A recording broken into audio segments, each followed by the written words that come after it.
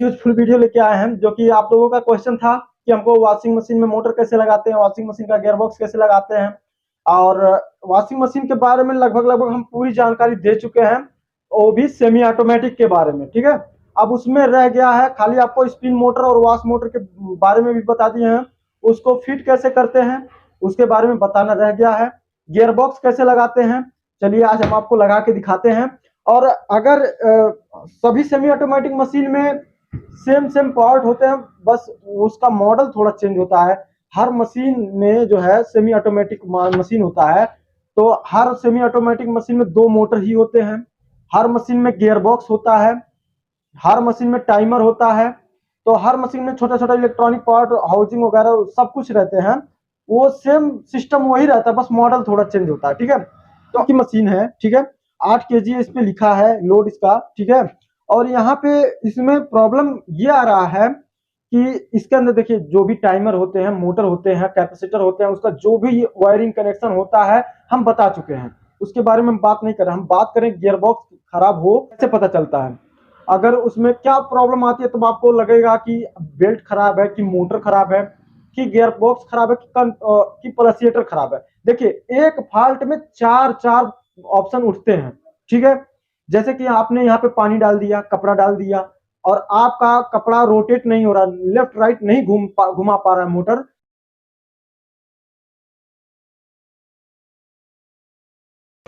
तो इतने फॉल्ट जो है आते हैं। हमने आपको इसलिए जल्दी से इसको लिख के आपको बताना था कि लगभग कितने प्रॉब्लम आ सकते हैं।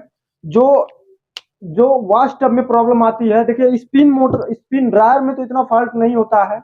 यदि आपका ड्रायर नहीं वर्क कर रहा है तो उसके ऊपर भी हम वीडियो बना देंगे। पहले तो आप वॉश टब के बारे में पढ़ लीजिए। वॉश टब अगर नहीं काम कर रहा, कपड़े को नहीं घुमा रहा है, तो उसमें क्या क्या फॉल्ट आपको चेक करना होता है स्टेप बाय स्टेप। और ऐसा नहीं है कि आंख मूंद के गए कि मोटर बदल दिए, या आंख मूंद के गए गियरबॉक्स बदल दिए।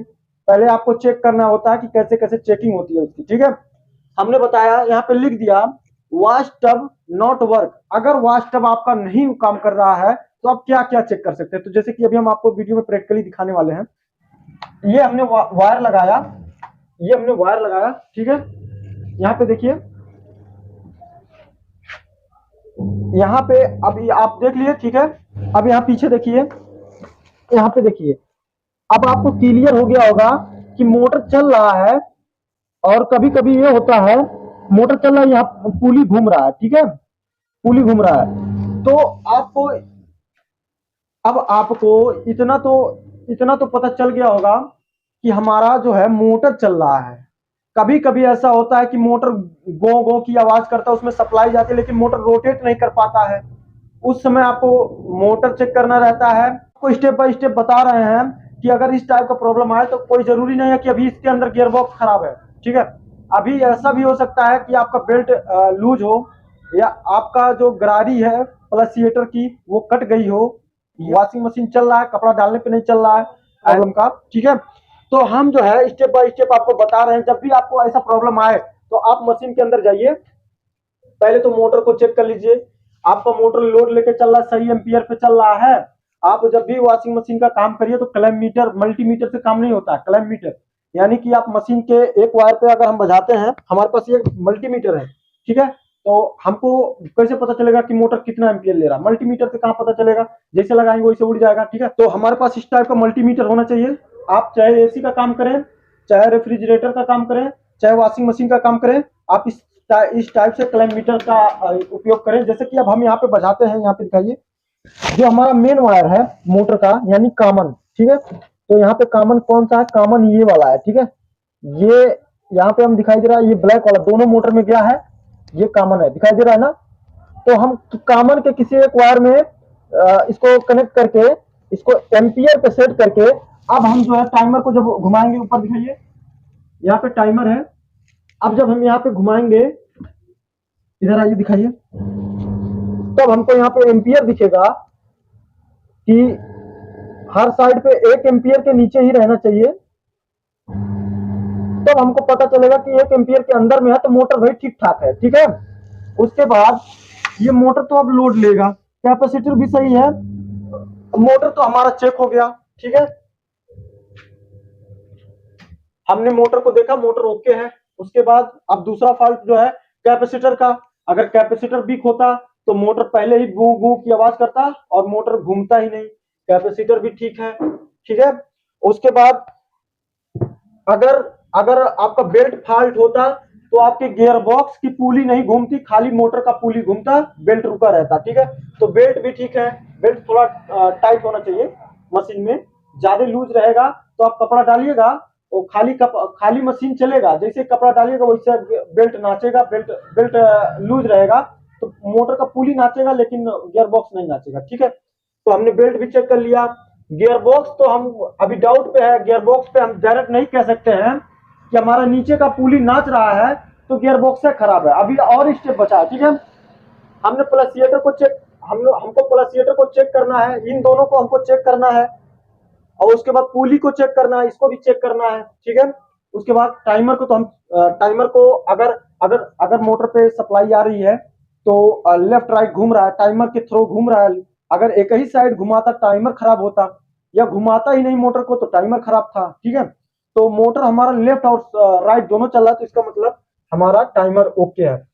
तो जब आपके वॉश टब नॉट वर्क करे तो आपको इतने सारे फॉल्ट को ध्यान में रखना है, ठीक है।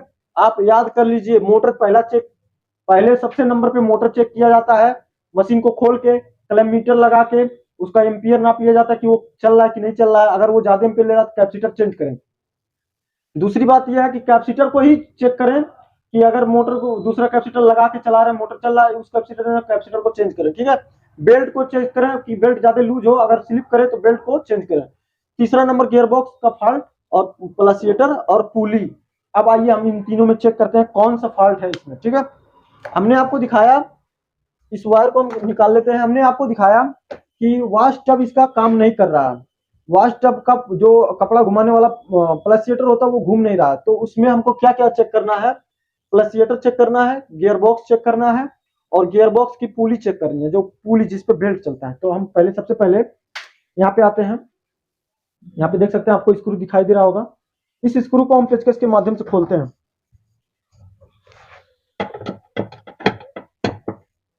इसको हम पकड़ के और इसको हम खोलेंगे, उल्टा नचा देंगे, ये खुलेगा, ठीक है।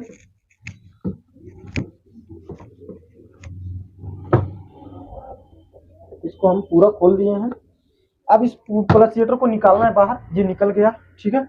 तो जैसा कि आपको दिखाई दे रहा होगा, यहाँ पे नजदीक लाइए, क्या यहाँ पे दांती दिखाई दे रही है इसकी, ये अभी पूरी तरह से कटा नहीं है, ये गोल नहीं हुआ, इसका मतलब ये हमारा सही है, हमको लग गया है कि ये सही है, ठीक है। अब जो है, अब इधर दिखाइए, अब अगर ये शाफ्ट नाचेगा तो हमारा गियरबॉक्स सही है, अगर ये शाफ्ट नहीं नाचेगा तो हमारा गियरबॉक्स खराब है, ठीक है।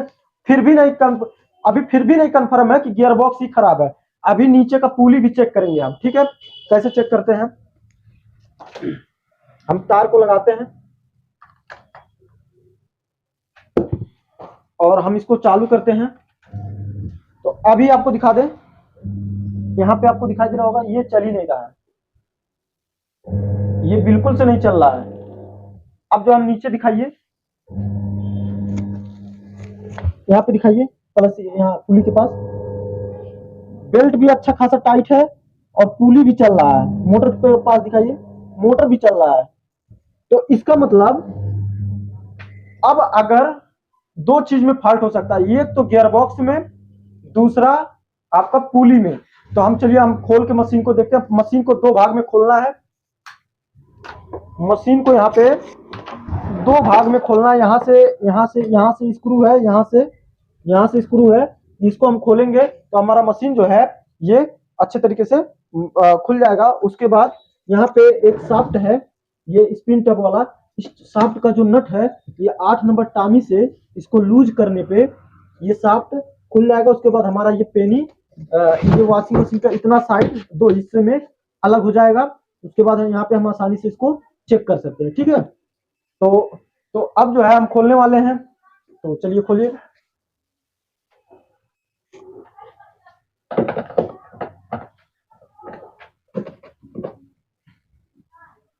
तो इसको खोलने के लिए आपको थोड़ा बड़ा पेचकस यूज करना है ताकि आपका हाथ जो है आसानी से वहां पे चले। अब पेचकस तिरछा करेंगे तो इसका स्क्रू का जो मत्था होता है वो थोड़ा कट जाएगा या तो आपसे खुल नहीं पाएगा। तो ये हमारे पास छोटा पेचकस है, लेकिन हम इससे हमारा आसानी से अगर खुल रहा तो हमको इसी से खोल लेना है। लेकिन आपको मशीन का काम करते समय 8 नंबर टामी और 10 नंबर टामी लंबा लंबा रखें और पेचकस जो है अच्छा वाला लंबा रखें, क्योंकि मशीन के स्क्रू में ज़्यादा जंग आते हैं। तो आप अगर ऐसे जगह पे फंसेंगे तो उसके ऊपर भी हम वीडियो बनाएंगे कि जिस स्क्रू पे अगर जंग लगा हो तो उसको कैसे खोलें। ठीक है, काफ़ी सारा मशीन में तो यही दिक्कतें आती हैं कि मशीन का बॉडी जल्दी खुलता नहीं है। इसके ऊपर हम वीडियो बनाएंगे कि कैसे आप अच्छे से उसको खोल पाएंगे। तो इसके ऊपर यहाँ पे भी स्क्रू है, तो यहाँ का भी हमको खोल लेना है। चलिए हम खोल के फिर आपको दिखाते हैं। बॉडी तो खुल चुका है, तो 8 नंबर टांग है। यहाँ से जो ब्रेक वायर होता है इसको हम छटका देते हैं। ठीक है, ये ब्रेक वायर छटकाएंगे और उसके बाद यहाँ पे जो वायरिंग वगैरह है इसको, इसका जो टेप उप लगा रहेगा उसको छुड़ा देंगे ताकि तार थोड़ा लंबा हो जाए। उसके बाद यहाँ से जो बेल्ट है, बेल्ट को हम थोड़ा सा साइड करेंगे। ये बेल्ट हमारा उतर गया है। ठीक है, अब इसको हम धीरे धीरे इसे अपने तरफ खींचेंगे। तो यहाँ देख सकते हैं ये मोटर जो है अलग हो गया। ठीक है, और उसके बाद ये गियर बॉक्स हमारा साइड में हो गया। अब इसको जो है हम चेक करेंगे कि कैसे हमारा गियर बॉक्स खराब है। ठीक है, तो अब जो हम आगे आपको बताने वाले हैं। तो चेक करने के लिए जो है गियर बॉक्स को हम पहले खोल लेते हैं बाहर। ठीक है,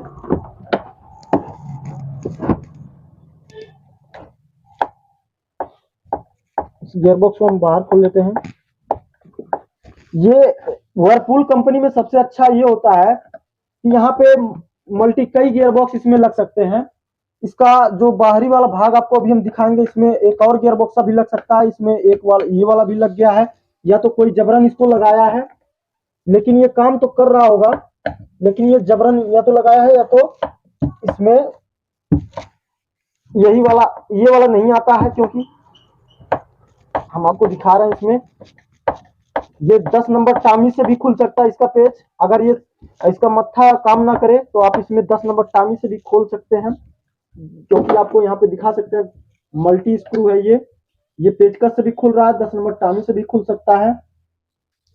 तो इसमें 6 होने चाहिए, 6 लगते हैं इसमें। अगर ये पेचकस से स्लिप कर रहा है, हमको 10 नंबर टामी चाहिए। ये 8 नंबर टामी है। ये हमारे पास 10 नंबर टी है, इसको हम यहाँ पे लगाएंगे और ये आसानी से खुलेगा। यहाँ पे हमारा स्लिप वगैरह नहीं होगा और ये अच्छे से खुलेगा। ठीक है, हम ये भी वीडियो बनाएंगे कि वॉशिंग मशीन का जो काम करने के लिए आपको मैक्सिमम औजार जो टूल्स होते हैं वो कौन कौन से आपके पास होने चाहिए, तब आप मशीन में नहीं फंस सकते हैं। क्योंकि बगैर औजार के या बगैर हथियार के युद्ध नहीं जीता जा सकता है, चाहे आप कितने भी जानकार हों। ठीक है, जुगाड़ पे हर जगह काम नहीं चल पाता है। तो आप अगर टेक्नीशियन बनना चाहते हैं तो सबसे बड़ा चीज वो ये होता है कि औजार के बारे में जानकारी रखना और आपके पास औजार उपलब्ध होना। ठीक है, हर जगह औजार का ही खेला होता है। अगर आपके पास सही तरीके के औजार हैं तो आप जो है मशीन के वर्क अच्छे तरीके से काम कर पाओगे फील्ड में। नहीं तो आपके पास औजार नहीं रहेंगे तो आप जो है वापस रिटर्न आएंगे और काम आपका छूट सकता है। तो इसके ऊपर हम एक वीडियो बनाएंगे कि आपके पास औजार कौन कौन से होने चाहिए और आप एक बैग में लेके उसको चल सकते हैं। तो यहाँ पे जो है इस गियर बॉक्स को हम खोल दिए। ठीक है, इसको आपको खोल के हम दिखा दिए। यहाँ पे जो है आप देखिए, इसमें अगर ये घूमते समय अगर ये शाफ्ट घूम रहा है तो आप इतना समझ जाइए कि आपका पुली ठीक है। तो आपका पुली ठीक है, आपके गियर बॉक्स में दिक्कत है। अगर इसको यहाँ ये वाला यहाँ घूम रहा है और ये वाला नहीं घूम रहा है तो जान लीजिए आपके अंदर का जो गियर होता है, इसके अंदर का जो गरारी होता है वो आपका फेल है। ठीक है, और इसको अगर आप कहिएगा रिपेयर करने के लिए तो मैं बता दूं, इसका जो अंदर का स्पेयर पार्ट होता है उसको मैं आपको किसी एक गियर बॉक्स का खोल के दिखा दे रहा हूँ। क्योंकि हमारे पास इधर दिखाइए, क्योंकि हमारे पास काफी गियर बॉक्स पड़े हैं। यहाँ पे जो गियर बॉक्स है काफी हमारे पास पड़े हुए हैं। तो हम किसी एक गियर बॉक्स का जो है पार्ट, हमने इस गियर बॉक्स को आपके पास ये इस मशीन से हमने ये गियर बॉक्स निकाल दिया, ठीक है। और इसका जो पेच हमने यहाँ का पेच जो है खोल के रख दिया, क्योंकि हमको गियर बॉक्स आपको खोल के दिखाना था कि गियर बॉक्स आप रिपेयर कैसे कर सकते हैं, ठीक है। तो ये हमारे पास कुछ इस तरीके का गियर बॉक्स है, ठीक है। यहाँ पे आपको दिखाई दे रहा है मेन गियर ये होता है, ठीक है। और उसके बाद इसके अंदर का जो गरारी होता है वो अच्छा वाला ग्रीस इसमें लगा रहता है। इसका गरारी आपका जब फेल हो जाता है तो गियर बॉक्स स्लिप करता है, ठीक है। और इसमें देखिए आपको दिखा दे रहे हैं ये जो गरारियां होती हैं, ये गरारियां आपकी एकदम प्रॉपर तरीके से ठीक होनी चाहिए। और इधर का भी जो गरारी होता है ये कट जाता है तब आपका मशीन जो है काम नहीं करता है। तो यहाँ पे जो दिखा दें, यहाँ पे दिखा दें आपको, यहाँ पे जो गरारी है वो यहाँ की जो गरारी है और इधर का यहाँ पे आपको जो दिखाई दे रहा होगा ये गरारी आपका फेल हुआ है, ठीक है। और यहाँ से ये घूम नहीं पा रहा है, तो ये जो है ऊपर का जो शाफ्ट है इसको घुमा नहीं पा रहा है, ठीक है। आपको दिखाई दे रहा होगा यहाँ से हम घुमा रहे हैं तो इतना घूम रहा है, ठीक है। बाकी जो नीचे वाला हिस्सा है वो इसमें रोटेट कर रहा है लेकिन स्लिप कर जा रहा है, तो इस वजह से ये ऊपर का शाफ्ट नहीं घूम पा रहा है, ठीक है। तो गियर बॉक्स में इतना होता है। अगर हम इसको रिपेयर करना चाहें तो अगर आपको इस टाइप का गियर बॉक्स सेम ना मिले तब क्या करेंगे। आप मान लीजिए हमारे पास इतना रखा है, ये है, ठीक है। ये इसका मॉडल देख लीजिए, ये आपका पैनासोनिक वगैरह में, गोदरेज वगैरह में लगता है, ये है, ठीक है। ये भी आपका गोदरेज वगैरह में लगता है, ये आपका वीडियोकॉन और सैमसंग में लगता है, ठीक है। तो इस टाइप का हमारे पास इतने गियर हैं। अगर इस टाइप का हमको नहीं मिल रहा है तब हम क्या करेंगे, तब हम इसका रिपेयर का जुगाड़ लगाएंगे। इसका मतलब ये है कि ये स्पेयर पार्ट आपको नया नहीं मिलेगा, ठीक है। मार्केट में ये तो नहीं मिलेगा, तो अगर आपको नया ले ले तो ही अच्छा होता है, क्योंकि आप अगर इसको रिपेयर करना चाहेंगे कब रिपेयर करिए, जब इस टाइप का आपको ना मिले तब रिपेयर करिए, ठीक है। अगर आपको मिल जा रहा तो आप अच्छी बात है कि पूरा सेट ही नया ले लीजिए। अगर आप इसको रिपेयर करना चाहते हैं तो मैं आपको बता दे रहा हूं कि इस टाइप का कोई भी गियर बॉक्स खोलेंगे तो आपका ये जो दोनों गियर है ये सेम रहेंगे किसी भी गियर में, इसमें भी और इसमें भी। बस गियर का साइज उतना बड़ा होना चाहिए, बड़ा गियर नहीं होना चाहिए, ठीक है। तो सबका ये जो गियर है ये सेम होगा। तो अगर हम इसमें लगा दें तो ये अच्छे तरीके से बैठ जाएगा, ठीक है। ये वाला इसमें वाला है, ठीक है। अगर यहाँ पे देख सकते हैं ये ठीक इसमें बैठ जाएगा, बस इसमें ठीक बैठ गया। उसके बाद आपका ये ऊपर वाला शाफ्ट सही हो अगर, तब तो ये काम बन गया, ठीक है। अब अगर इसको हम घुमाएंगे तो यहाँ पे आपको दिखाई दे रहा होगा कि अब ये अच्छे तरीके से घूम रहा है, ठीक है। अगर हम इसको पकड़ेंगे तो ये पकड़ाएगा भी नहीं, ठीक है। तो इस तरीके से ये होता है। फिलहाल आपको हम बता दिए ये रिपेयर करेंगे तो एक गियर बॉक्स आपको न्यू बर्बाद करना पड़ेगा। तो अगर इस टाइप का ना मिले तो आप जो है इसका कवर को साफ सफाई कर लें, इसका ऊपर नीचे वाला शाफ्ट का गरारी देख लें, अगर सही है तो बीच वाला गियर बदल दें, ठीक है। तो हम इसको नया लगाने वाले हैं। इस गियर को हम कस के रख देंगे क्योंकि ये गियर हमारा अभी किसी मशीन में लग सकता है, इसलिए हम आपको दिखाए हैं कि इसको रिपेयर आप कैसे करें, ठीक है। इसको जो है हम साइड में रख देते हैं और इसमें गियर कौन सा लगेगा आपको हम दिखाने वाले हैं। पहले तो आपको हम ये बता दें कि इसमें जो गियर लगा हुआ था वो किस टाइप का था, ठीक है। इसमें जो गियर लगा हुआ था वो आपको यहाँ पे दिखाई दे रहा होगा, वो इस टाइप का है जिसमें से 1 2 3 4 5 और 6 होल हैं, जो कि उतना बड़ा बड़ा स्क्रू उसमें लगा हुआ है, ठीक है। बाकी ये जो छोटे छोटे स्क्रू हैं ये गियर बॉक्स को खोलने के लिए हमने खोल दिया, ठीक है। तो इसको कस देंगे। अब इसमें हम दूसरा वाला भी गियर बॉक्स लगा सकते हैं, जैसे तो जैसे यहाँ पे आपको दिखा सकते हैं वर्लपूल में कितने मॉडल का गियर बॉक्स लगता है। वर्लपूल में लगभग 3 मॉडल के लगते हैं, ठीक है। और ये हो गया इसका जो ये ऊपरी भाग है, ये थोड़ा लॉन्ग है और इसका जो ऊपरी भाग है ये थोड़ा छोटा है, ठीक है। तो इसका बाकी ये सब तो सेम है, ठीक है। और जो इसमें लगा हुआ था वो ये वाला है, ठीक है। तो इसमें जो है ये जो है इसके साइज का ही है लगभग, लेकिन ये वाला जो गरारी है इसका जो साइड में पेच कसने वाला पंख है ये इसमें छोटा है। तो इसमें आपको दिखा दें, यहाँ पे दिखाइए पेनी में, यहाँ पे आपको दिखाई दे रहा होगा दो स्क्रू कसने के लिए यहाँ है और बाकी 1 2 3 6 3 के बाद 4 5 6, ये 6 स्क्रू कसने के लिए छोटा गियर का है। और अगर छोटा गियर नहीं मिल रहा है तो बड़ा गियर के लिए ये वाला साइड बनाया गया है। जैसे कि ये गियर और ये गियर दोनों इसमें लग सकते हैं। एक ओल्ड मॉडल का आता है, उसमें यहाँ पे डंडा होता है, ठीक है। तो उस वाले मशीन में हमारा ये गियर बॉक्स लगता है, ठीक है। और इसमें एक फर्क और आता है कि अगर आप शाफ्ट को ऐसे दोनों आपस में सटाएंगे तो किसी किसी का मोटा और पतला भी हो सकता है ये शाफ्ट, ठीक है। तो इतना देख लेना। और देखिए यहाँ पे बड़ा और छोटा भी है, ठीक है। तो इस वाले गियर बॉक्स का हम देखेंगे, इस वाले गियर बॉक्स का लगभग लगभग बराबर है शाफ्ट, ठीक है। तो ये दोनों ये एक मशीन में लग सकते हैं। तो यहाँ पे आपको दिखा दें कि व्हर्लपूल का जो गियर बॉक्स आता है उसमें वाटर सील नहीं देता है, ठीक है। और इसमें भी नहीं दिया है, इधर दिखाइए, इसमें भी नहीं दिया है और इसमें भी नहीं दिया है, ठीक है। जो है अगर आपका इस वाले गियर बॉक्स का जो पुराना निकलता है उसमें से अगर आपका खराब हो जाए या आपका कोई गुम हो जाए तो आपके लिए बहुत ही परेशानी का ये स्टेप होगा, ठीक है। आप ये काम कर नहीं पाएंगे बिना आईसील के, और आपको बहुत ही परेशानी का सामना करना पड़ सकता है। और इसमें एक बात और बता दें, ये जो पुली है ये किसी गियर बॉक्स में पुली भी नहीं दिया है, ठीक है। किसी गियर बॉक्स में पुली और सील नहीं देता है।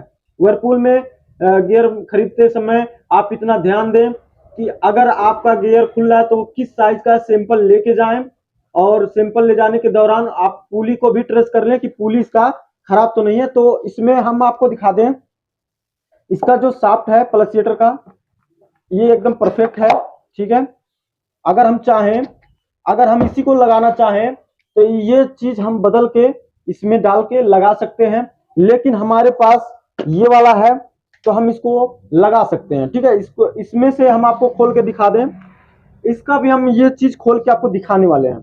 तो यहाँ से भी हमारा ये सब, ये हमने पूरा स्क्रू यहाँ का खोल दिया, ये यहाँ पे है।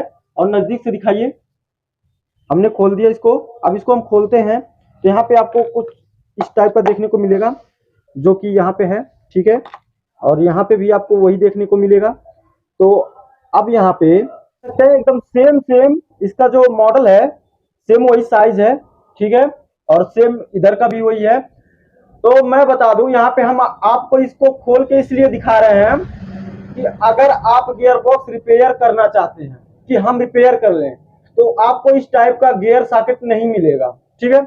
अगर आपको इसको कब चेंज करना है, जब आपको सेम गियर ना मिले, तो जितना गियर रखा है सब में इसी टाइप का लगा होता है, ठीक है। तो इस सॉकेट में जरूरी होता है कि ये सॉकेट ही खराब रहे, कहीं यहाँ का बुश ना खराब रहे, यहाँ का जो शाफ्ट है ये शाफ्ट नहीं खराब होना चाहिए। अगर ये आपका गियर सॉकेट खराब है तो आप इसको किसी भी गियर का निकाल के इसमें बैठा के और सेम गियर ना मिलने पे आप इसको दोबारा लगा सकते हैं। और नहीं तो आप गियर रिपेयर ना करें, आप सेम मिल रहा तो नया गियर ही यूज करें, ठीक है।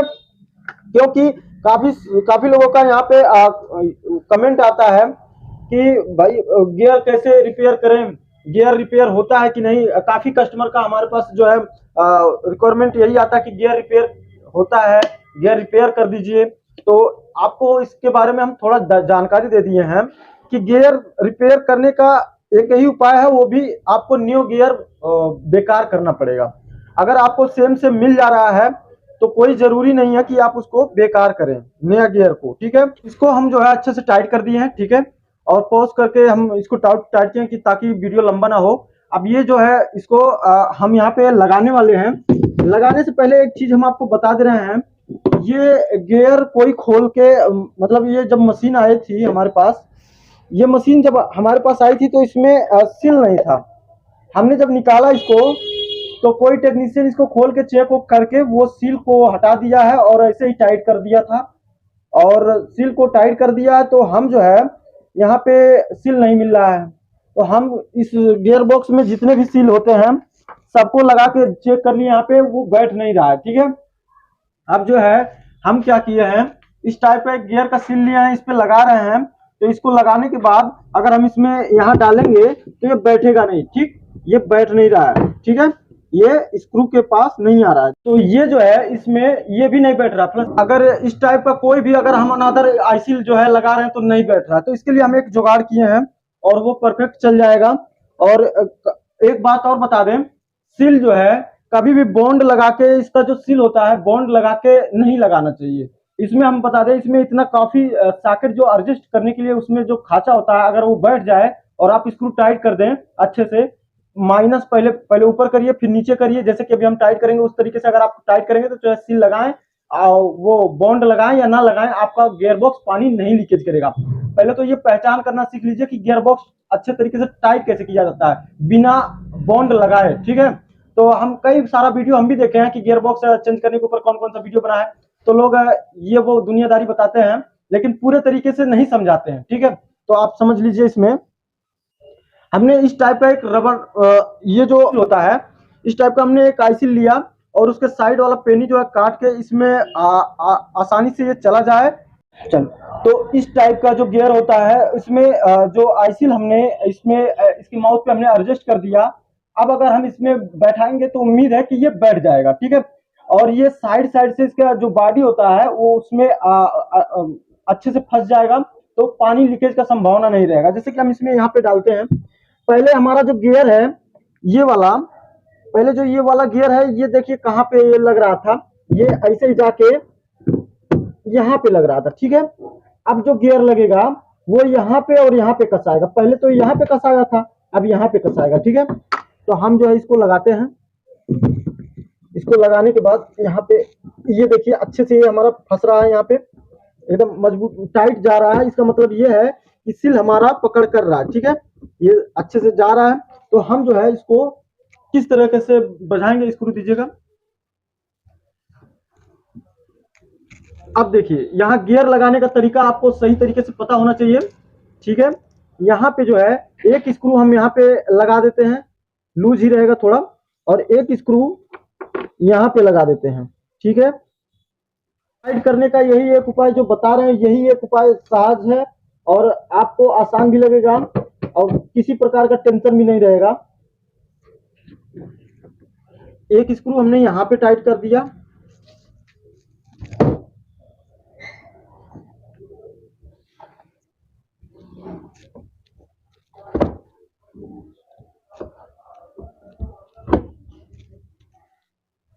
ठीक है, अब जो है ये यहाँ के यहाँ टाइट हुआ तो इसके सिधाई पे टाइट करना है, और फिर यहाँ पे टाइट करना है, उसके बाद इसके सिधाई पे यहाँ पे टाइट करना है। ठीक है, तो हम इसको भी टाइट करते हैं। इस तरीके से अगर आप माइनस और प्लस करके स्क्रू को अगर टाइट करेंगे तो 100% आपका सील लीकेज नहीं करेगा और आपका गियर बॉक्स अच्छे तरीके से काम करेगा। और अगर आप एक सीरियल से स्क्रू को टाइट करते रहेंगे तो आपका गियर बॉक्स थोड़ा तिरछा सेट हो जाएगा, तो उस पे आपका गियर बॉक्स खराब हो सकता है, मोटर को लोड पड़ने से मोटर भी जल सकता है। ठीक है, तो इस चीज का ध्यान रखें। और यहाँ पे भी हम बराबर कसेंगे।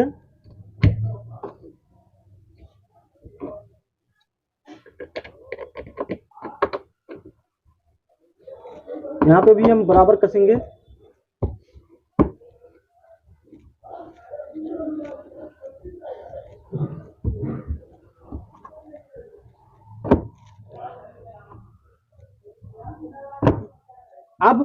अब इधर का कस दिया, इधर का कस दिया। अब एक लाइन से सबको टाइट देख लेना कि एक बराबर सब टाइट होना चाहिए।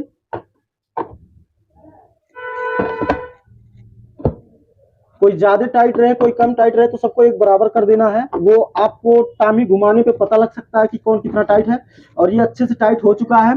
ठीक है, तो अब जो है यहाँ पे आपको दिखाई दे रहा होगा, यहाँ पे ये गियर बॉक्स ना ही तो आईसील देता है और ना ही तो पुली देता है। तो आपको क्या करना है, यहाँ पे आपको खोलना है। ये पुराने वाले जो गियर का पुली था इसको आपको खोलना है, क्योंकि ये पुली तो आपका अच्छा होगा तो आपको इसी को यूज करना है, नहीं तो हमारे पास नया नया दिखाइए।